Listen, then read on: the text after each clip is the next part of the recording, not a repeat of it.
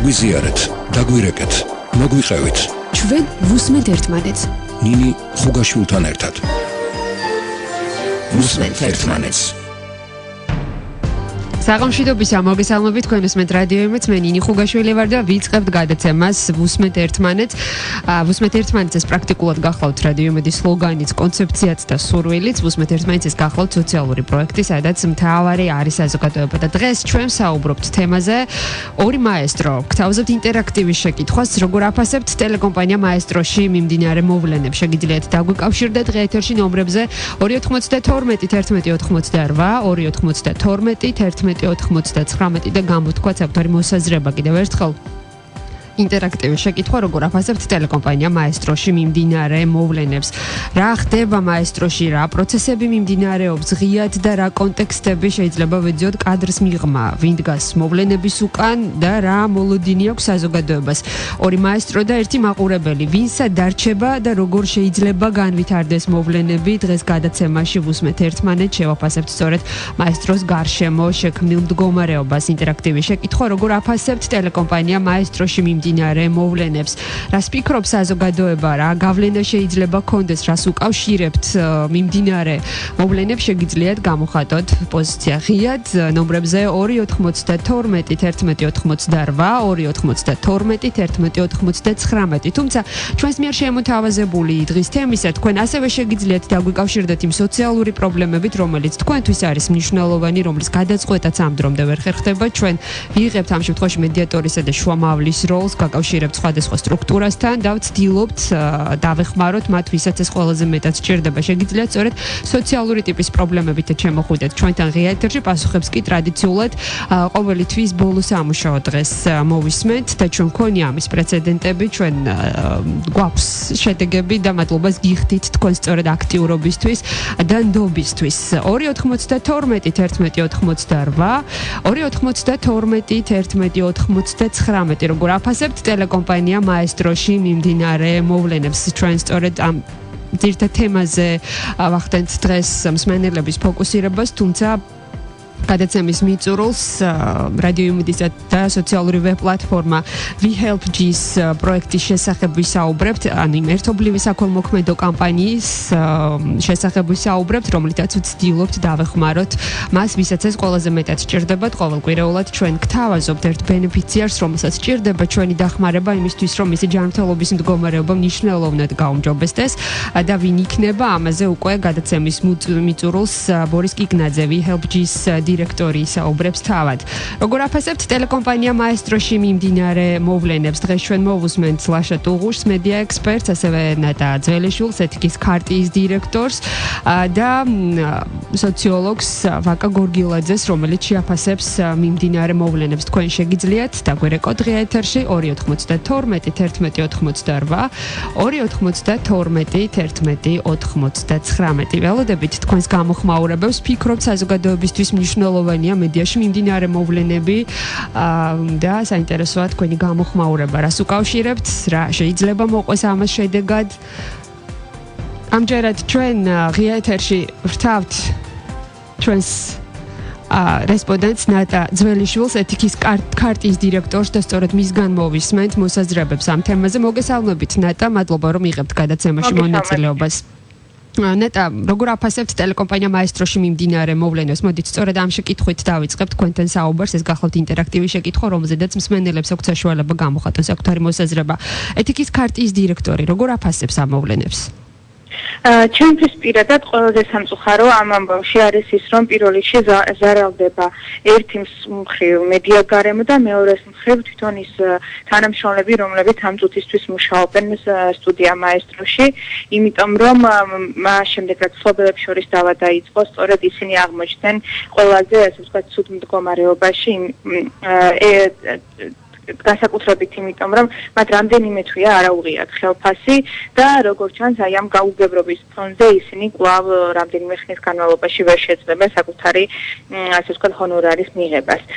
ძალიან სამწუხაროა ის, რომ ვერ მოახერხეს ერთმანეთს შორის ასე ვთქვათ, გაუგებრობის და ვერ დასთან ისინი მოლაპარაკების მაგიდასთან და ვერ მოაგვარეს ეს პრობლემები ისე, რომ არ გახმაურებდნენ შეხებოდა ეს არც ჟურნალისტებს და არც თქვათ დაზარალიყო ის არასტაბილური ვითარება კვლავ არ შექმნილიყო მედია ბაზარზე.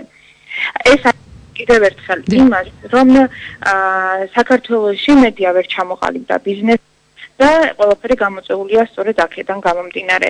ძალიან სამწუხაროა, რომ არხიდან არხზე უწევთ ჟურნალისტებს გადაბარგება და მათ პრინციპში არც არავინ არაფერს არ უხსნის. მათთამი არ აქვს პრეტენზია არავის, რომ ისინი ვერ ასრულებენ საკუთარ დაკისრებულ მოვალეობას და მათ აი ამგვარი ცვლილებები უწევთ სწორედ იმიტომ, რომ მფლობელებს შორის არის გაუგებრობები და იკვეთება ინტერესები, როგორც ვთქვათ, ბიზნეს ინტერესები, ასევე სხვა ტიპის ინტერესები.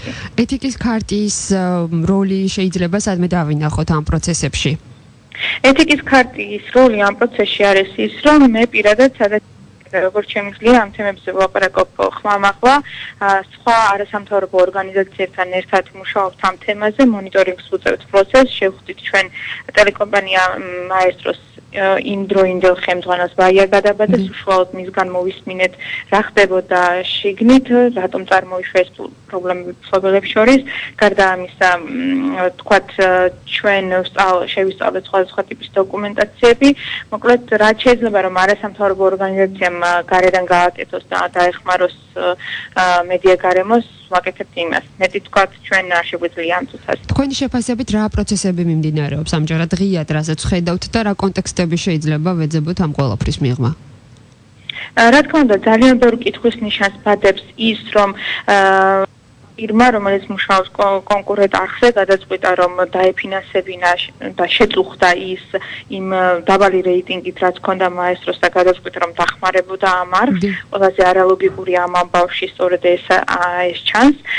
გარდა ამისა, ძალიან უცნაური იყო თავად ბაია გადაბადის განცხადება, როდესაც მან თქვა, რომ ეს არის წამგებიანი ბიზნესი და გარდა პოლიტიკისა არ შეიძლება აქ სხვა ინტერესი იკვეთებოდეს. მაშინ ჩდება ლოგიკური კითხვა, რა ინტერესი ჰქონდა კოტე გოგელიას, როდესაც შპს სტუდია მაესტროს დაფინანსება გადაწყვიტა.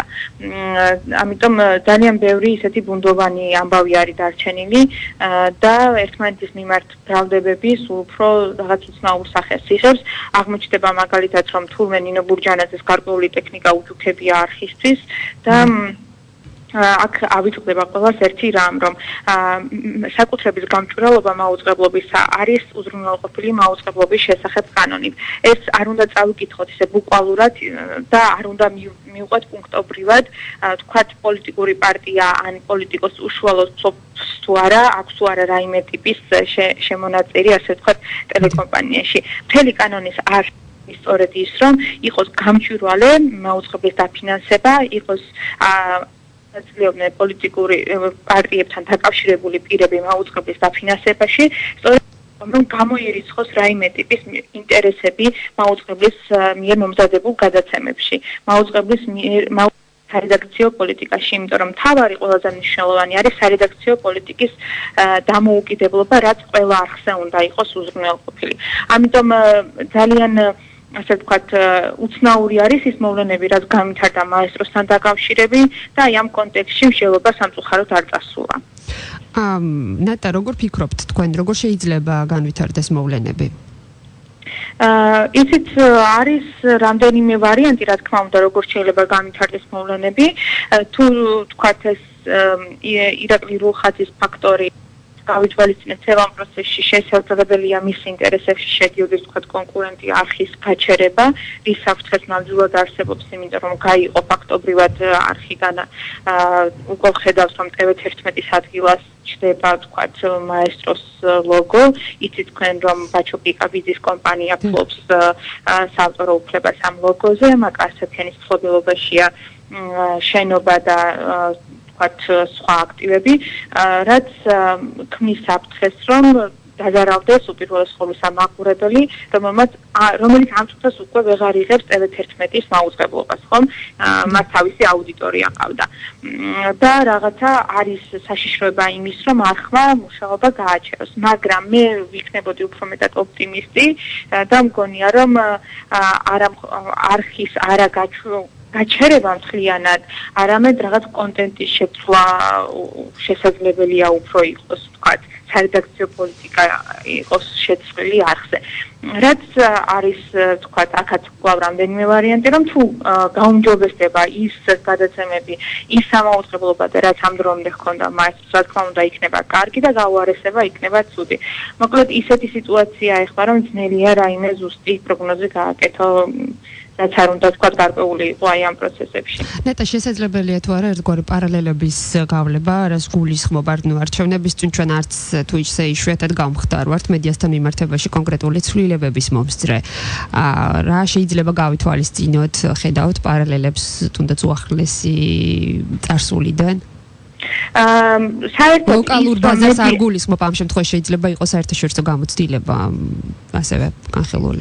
ის რომ მედიაში გარკვეული გადაჯგუფებები მიდის ხოლმე არჩევნებამდე და არჩევნების შემდეგ, ეს არ არის ახალი ამბავი არც საქართველოსთვის და არც მსოფლიოსთვის. თითქოს ტრადიციად იქცა მედიასთან ურთიერთობა ამ კუთხით. ეს ჩემი აზრით ხდება პირველ რიგში სწორედ იმიტომ, რომ საქართველოში მედია აღქმულია როგორც იარაღი გარკვეული ინტერესების გასატარებლად. ეს ნამდვილად მედია ნამდვილად არ არის გრადი ბიზნესი საქართველოში და სწორედ აი ამიტომ არის ძალიან მყიფე და პირველ რიგში ცვლილებები აისახება ხოლმე სწორედ მედიაზე. ალბათ გახსოვთ თქვენ 2012 წლის არჩევნები, როგორც კი დასრულდა არჩევნები, მაშინვე პირველი რაც შეიცვალა ქვეყანაში იყო მედია მფლობელების სხვადასხვა არხზე. მესაკუთრეები გამოიცვალნენ და შეიცვალა მათი სარედაქციო მიმართულებები. ამან კიდევ ერთხელ ცხადად გამოაჩინა, რაც უკვე წეღან თქვი, რომ მედია არ არის და ვერ იქცა საქართველოში ბიზნესად და ეს გამჭვირვალობა, რაც არის კანონმდებლობით უზრუნველყოფილი, ხშირად ხედავენ ხოლმე აი ეგ სწორედ სამართლებრივ და იურიდიულ ხრევლებს, რითიც ხდება სხვადასხვა ინტერესების გატარება არხზე. რაც არის ძალიან სამწუხარო, თუმცა შეიძლება ითქვას, რომ ამასობაში გამოცდილება დააგროვა არა მარტო თქვათ მედიაში მოღვაწე ადამიანებმა, არამედ სამოქალაქო საზოგადოებამაც და ის რასაც თქვათ ადრე ძალიან მარტივად აკეთებდნენ და რჩებოდა ყურადღების მიღმა, დღეს ბევრად უფრო აქტიურია სამოქალაქო საზოგადოება ამ მიმართულებით და ბევრად უფრო მეტ რამეს ხედავს. ამიტომ მგონია, რომ იდენტური სცენარები არ განვითარდება და პირველ რიგში სწორედ აი ეს მხარეები მოახერხებენ ერთ მაგიდასთან დაჯდომას, გაითვალისწინებენ როგორც მაყურებლის ინტერესებს, ასევე საკუთარი თანამშრომლების ინტერესებს და მოახერხებენ იმას, რომ უზრუნველყოფილი იყოს არხზე ნორმალური სამაუწყებლო ბადის ასე ვთქვათ გასვლა. ნეტე საუბრის დროს ახსენეთ, რომ ვერ მოხერხდა, რომ მედია იქცეს ბიზნესად. რატომ ხდება, რა უშლის ამას ხელს? ალბათ აქაც უნდა ვისაუბროთ გამოცდილებაზე, იმიტომ რომ მედიამ დამოუკიდებლად მუშაობა 90-იანი წლების მერე დაიწყო და ძალიან დიდი დრო დაჭირდა იმისთვის, რომ ჩვენ სულ მცირე მაგალითად ეთიკურ სტანდარტებზე გველაპარაკა და მიგვეღწია გარკვეულ დონემდე მედიაში სტანდარტების გაუმჯობესების კუთხით. 2009 წლიდან დაიწყო უკვე თვითრეგულირებაზე საუბარი, 2011 წელს მივიღეთ ჩვენ მესაკუთრეების გამჭვირვალობის შესახებ კანონი და ამის მერე დაიწყო უკვე მსჯელობა იმაზე, რომ პოლიტიკური ინტერესები არ უნდა იყოს არხზე გატარებული და უნდა იყოს მაუწყებლობა დაცული სწორედ საკანონმდებლო დონეზე, ასე რომ ეს განვითარების პროცესია და მე იმედი მაქვს, რომ მალე უკეთესი შედეგი გვექნება და ძალიან მალე ვისაუბრებთ ჩვენ მედიაზე როგორც ბიზნესზე. უღრმესი მადლობა, ნეტა ძველიშვილი, ეთიკის ქარტიის დირექტორი საუბრობდა რადიო იმედის ღია ეთერში. ამჯერად ლაშა ტუღუში მედია ექსპერტი შემოგვიერთდება სატელეფონო ჩართვით. მოგესალმებით ბატონო ლაშა, მადლობა რომ იღებთ გადაცემაში მონაწილეობას. ბატონო ლაშა, დავიწყებთ ინტერაქტივი შეკითხვას დაგისვამ, თუ შეიძლება თქვენც თავად როგორ აფასებთ ტელეკომპანია მაესტროში მიმდინარე მოვლენებს? რა ხდება, რა პროცესები მიმდინარეობს, რა შეიძლება დავინახოთ ამ ყველაფრის უკან, რა გავლენა აქვს საზოგადოებაზე, რა შეგიძლიათ გითხრათ თქვენ? ზოგადად ეხლა გავლენა პოზიტიური ცხადია, ასეთ პროცესი არ აქვს საზოგადოებაზე, იმიტომ რომ სასიამოვნო არ არის, როდესაც ტელეკომპანიას ხდება ვითარება, იქნება ვითარება, სადაც ერთმანეთთან დაობენ ისეთი ადამიანები, რომელსაც საზოგადოება იცნობს და აინდამაინც ეს დადებითად არ მოქმედებს არც თვითონ კომპანიის იმიჯზე და არც ზოგადად მედია გარემოზე. ხა ასე ვთქვათ, ამითი გახარებულები და ბედნიერები მე მგონი ვერავინ ვიქნებით ხო. ეს რაც შეიძლება გითხრათ ზოგადად რა ასე ვთქვათ კითხვებს ვადებს, რაც შეეხება ახლა ასე არსებობენ ელჩები საერთაშორისო თანამეგობრობა ხა დღეს ვკითხულობდი კომენტარს ელჩის ამერიკის შეერთებული შტატების რომელიც დაინტერესდა ამ პრობლემით და ის აპირებს როგორც თუ მე სწორედ გავიგე შეხვედრას ხელმძღვანელობასთან ეს ნიშნა იმიტომ რომ ის ამბობს ეს საარჩევნო წელია და მნიშვნელოვანია ყველა სუბიექტს ჰქონდეს პოლიტიკურ სუბიექტს ჰქონდეს თანაბარი შესაძლებლობები გამოიყენოს მედია როგორც სივრცე იმისათვის რომ მათ აწარმოონ საარჩევნო აგიტაცია ასევე უამრავი კითხვებით ჩდება მთლიანად საზოგადოებაში ზოგადად ეს ამიტომ ხდება იმითომ ხდება შემდეგ ყოველ შემთხვევაში არ არის მაინდა-მაინც სასიამოვნო საყურებელი ხელმძღვანელად გეუბნებით. ბატონ ლაშა თქვენ ერთ-ერთი ის პიროვნება ბრძანდებით, ვისაც აქვს ძალიან დიდი გამოცდილება მედიაში მუშაობის თავად. როგორ ფიქრობთ, რატომ დგავართ მუდმივ რეჟიმში ასეთი ტიპის გამოწვევების წინაშე? ძალიან საინტერესო შეიქმნა. იცით, ალბათ ეს არის მრავალმხრივი კითხვა და პასუხის საკმაოდ თული გამოვა, იმიტომ რომ ბევრი ასპექტია აქვს მიზეზებში თუ ჩავეძიებით.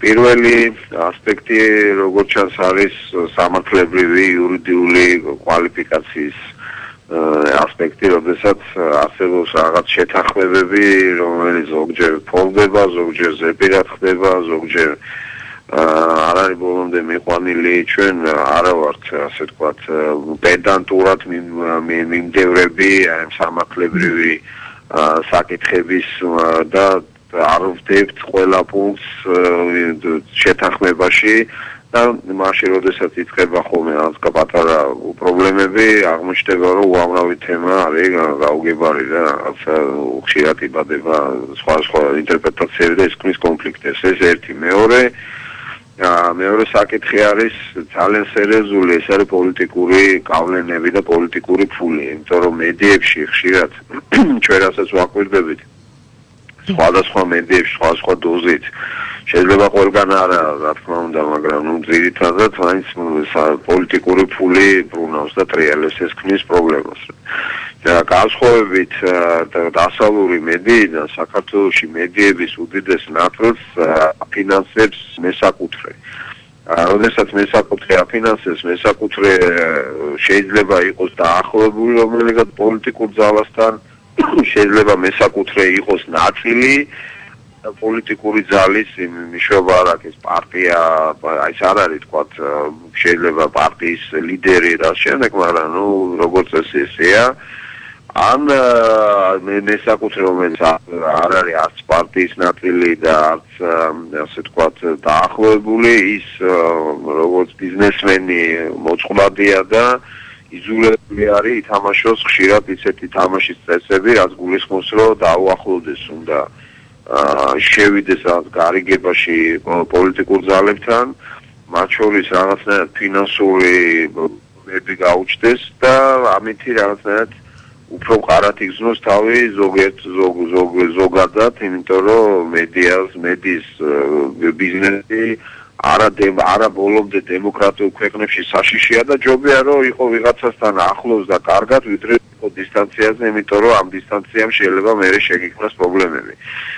ეს საბოლოო ჯამში ნიშნავს იმას, რომ ჩვენი მედია აი ამ ნაწილში არ არის საკმარისად ასე თქვა დაახლოებული დასავლურ სტანდარტებთან, იმიტომ რომ დასავლურ სტანდარტებში რომ დააკვირდეთ დიდი მედიები, როგორც წესი არის კორპორაციები, ანუ არის ფასიან ქაღალდები და უამრავი ადამიანი ფლობს, წილებს დაუშვათ ამ კორპორაციებში. ჩვენთან მედიები არ არის კორპორაციები, ის არის ძალიან ვიწრო ჯგუფების, როგორც წესი ოჯახების, ან სამეგობროს რომელსაც ვიმეორებ იქ რაღაც ნაწილი აუცილებლად პოლიტიკური ნაწილი არის, აი ამათ საკუთრება და ეს ქმნის ის გარემოს, როდესაც მოდის არჩევნები, იძაბება სიტუაცია, ვიღაცა ხელისუფლებაში მაყოფილოა, მერე იწყება შიგნიდან რაღაც აფეთქებები, უცბად ვიღაცები ერთმანეთს უპირისპირდებიან და საზოგადოება მერე მარჩიელობს, რომ რა ხდება, ვერ იგებს რატომ არის ეგეთი პრობლემა.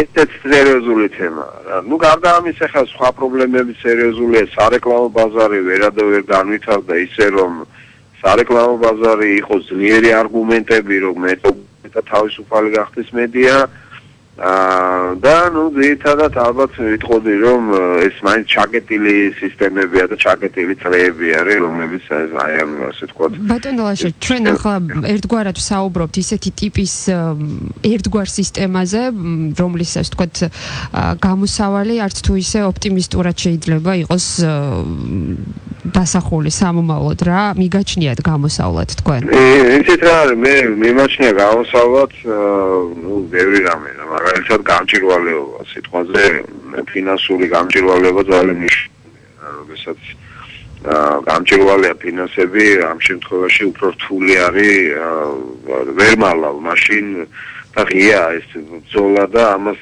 პრინციპში პოლიტიკური ნაწილი ერიდება რომ აი ღიად ჩაერიოს ამ პროცესებში და ხა ფულის წარმომავლობას თუ მიყვები არა მაშინ ეს უკვე ნათელია ხა სამწუხაროდ ვიცით ალბათ რომ გარკვეული სასამართლო პროცესი იყო და გაჩერდა ეს მოქმედი რასაც უნდა გამოქვეყნებულიყო ეს ფინანსური აშები და მთელი სისტემა ჩვენი კანონით ნუ მედიის ნაწილმა იშილა სასამართლოში და გააჩერა და ეს ინფორმაცია სამწუხაროდ ჯერჯერობით არ არის გამჭირვალე, ნუ ესეც პრობლემულია ჩემი აზრით.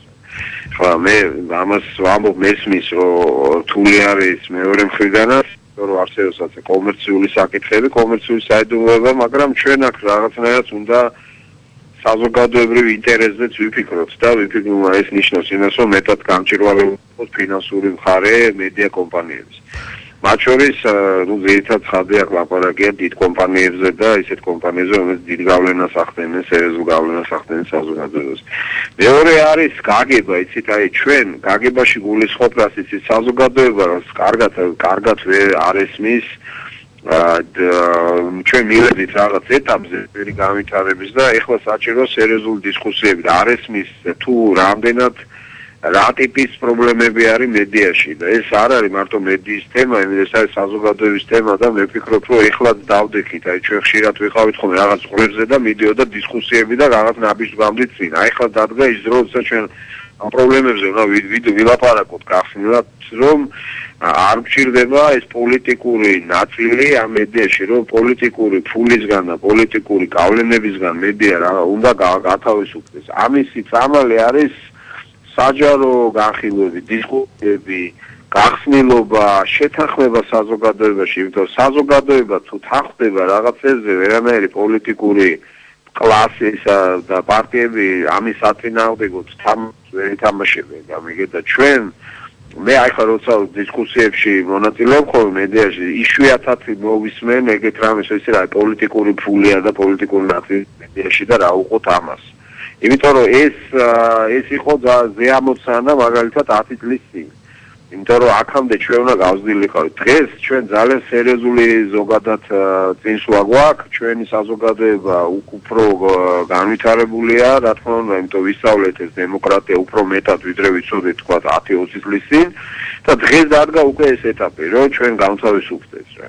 ალბათ კიდე რაღაც ნაბიჯებია საჭირო, მაგრამ მე არ ვამბობ, რომ გამოვალ ვითარებაში ვარ. გამოვალ ვითარება არ არსებობს. საერთოდ ყველა სიტუაციიდან არსებობს გამოსავალი. აქედანაც არსებობს გამოსავალი, უბრალოდ ვიმეორებ, ამას სჭირდება ძალისხმევა და შეთანხმება ძლიერად ამ საზოგადოებაში თუ რა გვინდა და როგორი მედია გვჭირდება ჩვენ. და კეთილი ნება სჭირდება თუ ასე მაშინ ვისგან არის საჭირო კეთილი ნება იმისთვის რომ კეთილი ნება ჭირდება და ასე ვთქვათ პოლიტიკური უფრო ვიტყოდი პოლიტიკური ნება ჭირდება და ცოდნა ჭირდება ასევე საზოგადოებას თუ სად ვართ და რა გჭირს რა. იმიტომ რომ აი ხო დააკვირდით ხო რაღაცა გაავს ხო იქ რუსთავზე იყო რაღაცა ეხლა მაესტროზეა მერე კიდე სადღაც რაღაც იქნება და ეს რა დამთავრდება და ეს ხალხი კარგავს დობას მედიის მიმართ ეს პროცესი ძალიან საზიანოა რა ეს არ არის მარტივი პროცესი.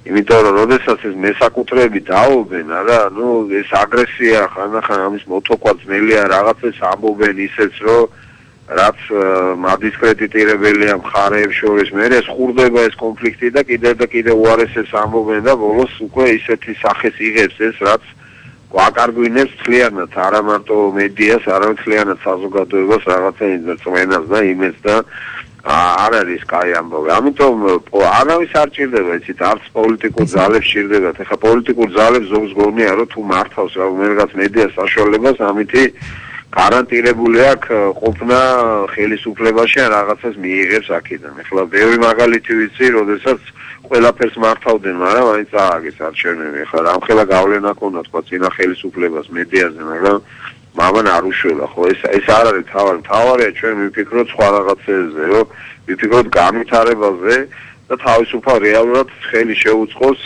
შეუწყოთ თავისუფალი მედიის განვითარებას. თავისუფალი მედია ჭირდება დღეს ქვეყანას და არა მედია სადაც არის პოლიტიკური ფული და რაღაცა ბერკეტებით ირიბად ზოგჯერ პირდაპირ მართავენ ამ სიტუაციას და ზოგიერთ შემთხვევაში მართავენ მათ შორის კონფლიქტურ სიტუაციებსაც რა. და რაღაცა გაუგებარი მოძრაობები არის ამ ფინანსური ნაკადების, რომელიც ვერ გაიგებ რატოა და როგორ არის და აღმოჩნდება ხანდახან რომ მთელი ლამის ყველა მესაკუთრე ქველმოქმედია ამ მედიაში და ნუ რაღაცა ცოტა ესეთი უცნაური სურათია ეხლა თუ ყველაზე ქველმოქმედი ხალხი შევხედოთ ცხოვრობენ დასავლეთში უამრავი ქველმოქმედება ხდება ფონდებია და ლამის თითოეული მოქალაქე ქველმოქმედია და მართლა ეს ტრადიცია და კულტურა არსებობს, მაგრამ აი ეს მედია არ არის ქველმოქმედია დასავლეთში, მედია არის ბიზნესი და ხა ჩვენთან პირიქით არის რა, ქველმოქმედება ძალიან ცოტას აკეთებს, ვიღაცები ცოტა ქველმოქმედები არიან და ქველმოქმედს ვიცნობ საზოგადოება და მედია არის ქველმოქმედი. ნუ ხა ეს რაღაცა მესაკუთრეები მაინდამაინც მედიის მესაკუთრეები არიან ქველმოქმედები და ეხლა ცოტა უცნაურად გამოიყურება და ამეთანხმეთ ეხლა ეს ვითარება ხო ამიტომ ჩვენ უნდა მივხვდეთ რომ მედია არის ბიზნესი და უნდა ითამაშოს მედია ბიზნესის წესებით რა ბიზნესს აქვს თავისი სამართალი თავისი ასე თქვა პრინციპები თავისი ეთიკის წესები ეთიკა ძალიან მნიშვნელოვანი რამე ეთიკის კოდექსი ძალიან მნიშვნელოვანი რაღაცა ეს ეთიკის წესები უნდა დავისვათ რა ხანახან ერთმანეთს ზეს ფიცულობთ და მერე უცბად რაღაც მომენტში ძალიან აგრესიულები ვხდებით ხოლმე ერთმანეთის მიმართ ეს ძალიან გაუგებარია ხან მეგობრებს უძახით ხან მეორე წუთში ერთმანეთს ისეთ რამებს ლაპარაკობთ რაც ნუ რა ვიცი ეს არის რაღაცა თემები რომელიც აუცილებლად უნდა გავიაზროთ და იცით ამისი გადაწყვეტა შესაძლებელია მათ შორის ასე ვთქვათ ინსტიტუციურადაც და თუ საჭიროა მათ შორის სამართლებრივი გზით. უღრმესი მადლობა, დიდი მადლობა. ლაშაკოვოში მედია ექსპერტი საუბრობდა ღია ეთერში რეკლამის შემდეგ ბრუნდებით. კვლავ მადლობა რომ გვისმენთ. გაგვიზიარეთ, დაგვირეკეთ, მოგვიყევით. 292 11 88 292 11 99 ვუსმენთ ერთმანეთს. საღამოშიდობისა განვაგრძობთ გადაცემას ვუსმენთ ერთმანეთს, როგორ აფასებთ ტელეკომპანია მაესტროში მიმდინარე მოვლენებს. მსმენელი გვყავს ხაზზე, მოდით მოვისმინოთ მისი პოზიცია. მოგესალმებით, თქვენ პირდაპირ ეთერში ხართ. გაიხარეთ საღამოშიდობისა ხალბატონო ნინი. მოგესალმებით, თუ შეიძლება ძალიან მოკლედ, როგორ აფასებთ ტელეკომპანია მაესტროში მიმდინარე მოვლენებს? რას ნიშნავს ეს პროცესი თქვენთვის? ძალიან ესე იგი დიდი დასანანია რომ ესე იგი ეს რამდენჯერ ერთი კომპანია ეგ მეორე მესამე კაცო რა არის ახლა ამას უკან მართლაც ისეთი რაღაც საიდუმლოები არის ისეთი რაღაცა ცუდი საქმეები არის რომ ეს მართლაც რეიტინგს აგდებს ძალიან დიდ მინუსებს უწევს ესე იგი მედია საშუალებები და ერთი მაინტერესებს რომ ამ გრეთში ხარ ამ დალოცეს ამ საზღალგაცი რა უნდა ამ გაჩეჩილადეს ბიჭო ან მომღერალი იყოს არც პოლიტიკოსი არის არც მომღერალი არის ეხლა კიდევ ვიღაცისგან ფული ესესხე აი ეხლა რაღაცაში ჩაერთო კიდე თითქოს ესე იგი მესაკუთრეობა და რაღაცა რავი ნეტავი რაშია რა ესეთი უნდა ვიყოთ კაცელები გასაგებია, მადლობა, რომ დაგვიკავშირდით. ეს იყო მსმენელის პოზიცია. ამჯერად სოციოლოგს ვაკა გორგილაძეს ვთხოვეთ საკუთარი პოზიციის დაფიქსირება, რა ხდება მაესტროში, რა პროცესები მიმდინარეობს და რა კონტექსტები შეიძლება ვეძიოთ კადრს მიღმა, ჩვენ შეგვიძლია მისი მოსაზრება მოვისმინოთ ამჯერად ღია ეთერში. ნუ მედია საერთოდ ძალიანნობიარე საკითხია და ნიშნების საზოგადოების უფრო ესე კომუნიცირებულ დამოკიდებული როგორიც ვარ ჩვენ ქართველები და ბუნებრივი ეს ინტერესი თორს ბუნებრივი ამას ემატება ის რომ არს მომდგარი არის არჩევნები და მედიის მნიშვნელობა საარჩევნო პროცესის მიმდინარეობაზე რა თქმა უნდა არის დიდი ეს ყველაფერსაც ვამბობ ძალიან მარტივია ამიტომაც ნუ ფიქრობ რომ ბუნებრივი არის ეს ინტერესი არა მხოლოდ საზოგადოების მხრიდან სხვადასხვა პოლიტიკური პარტიების წარმომადგენლების გამოხატვის თავის მოშადრებას ამერიკის შეერთებული შტატების ელჩმაც გააკეთა განცხადებასთან დაკავშირებით მე ვფიქრობ რომ ეს არის დავა სუბიექტებს შორის აქციონერებს შორის ვფიქრობ, რომ აბსოლუტურად ვეთანხმები მოსაზრებას, რომ სახელმწიფო არ უნდა ერეოდეს ამ პროცესში და სახელმწიფო ჩემის აზრით მეკუთვნებობაში ვერ შემიცავს მაგალითად პრემიერ-მინისტრის როდესაც ამბობს, რომ არ იცოდა ესე იგი შეხვედრის მიმდინარეობისას ესე იგი პროცესის შესახებ მაესტრო ცირკული ამდენად ეს არის ძალიან ჩვეულებრივი და ნორმალური პროცესი რაც მიმდინარეობს მე ვფიქრობ რომ მედია უნდა განთავისუფლდეს სხვადასხვა ჩარევებისგან, გარეჩარევებისგან და მედიისთვისაც ეს პერიოდი არის ადაპტაციის, როდესაც თვითონ არკვევს თავის ესე იგი თავის სტატუსს, თავის ესე იგი ის რომ დღეს მაგალითად არკვევენ აქციონერები ერთმანეთთან, როგორც ჩანს, ეს არის დიდი ხნის დაგროვილი პრობლემა. როგორც ჩანს და ჩვენ ვიცით, რომ მაესტროსთან დაკავშირებით პერმანენტულად არის ეს დავები. ჩვენ გვახსოვს ეროს კიტმარიშვილის შორის და მამუკა ღოლონტის არსებული კონფლიქტი, ჩვენ გვახსოვს, რომ მას მერეც იყო გარკვეული სირთულეები და მერე უკვე მამუკა ღოლონტმა პრაქტიკულად შეწყვიტა თავისი აქტიური მოქმედება მაესტრო ტელევიზიაში და გადაინაცვლა რადიოში.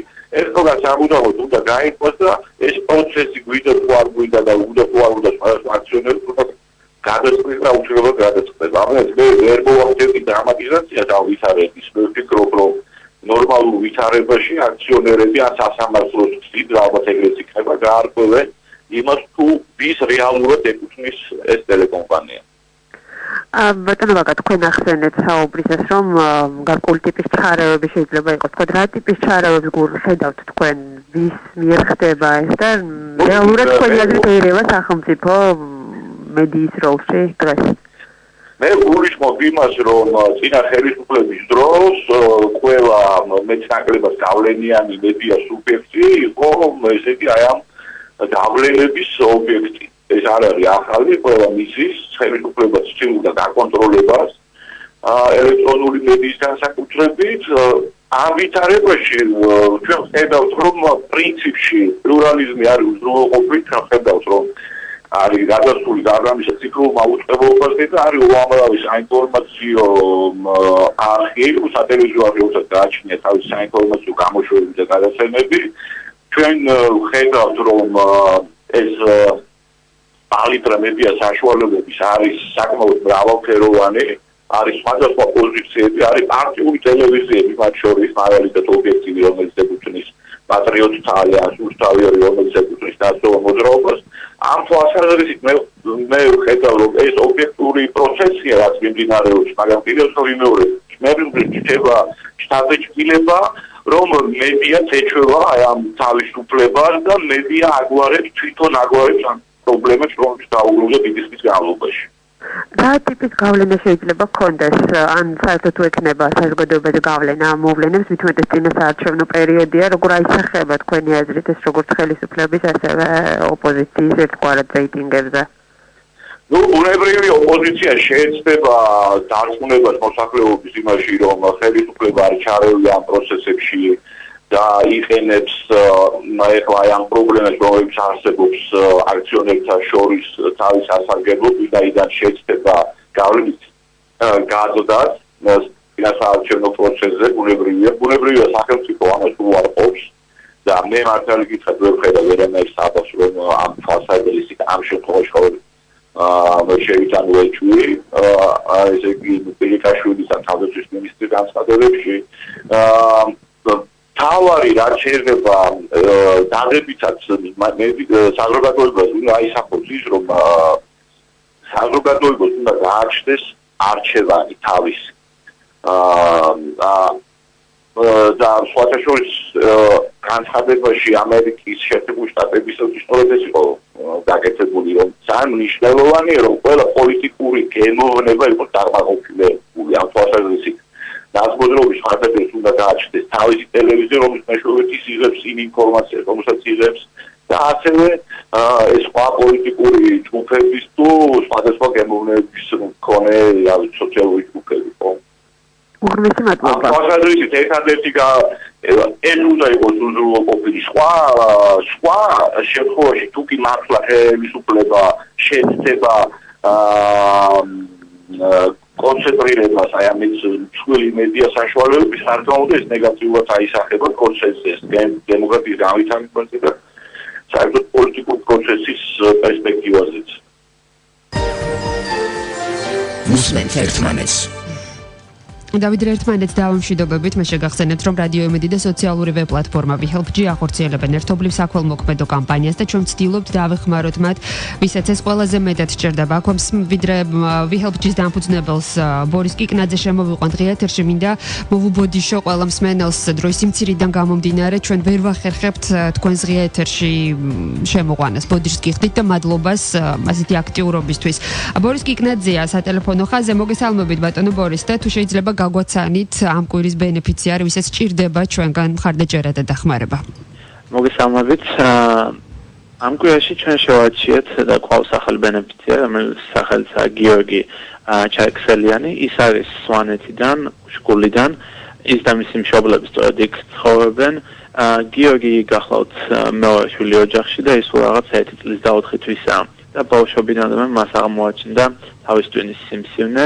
ეს თვისაც მას ესაჭიროება 85,000 ლარი, რომ შეუგროვდეს. სამწუხაროდ საქართველოში ოპერაცია, რომელიც აქ შეიძლება ჩაუტარდეს, გარანტია საიდლოა იმის, რომ ბავშვი გადაარჩება. ამიტომ აუცილებელია მისი გადაყვანა გერმანიაში და ამიტომაც არის ასე დიდი თანხა. გიორგი უკვე განთავსდა ჩვენ საიტზე 2 დღეა და უკვე შეუგროვდა 4,000 ლარზე მეტი, ამიტომ იმედოვნებს თქვენი მსმენელიც შეერთება.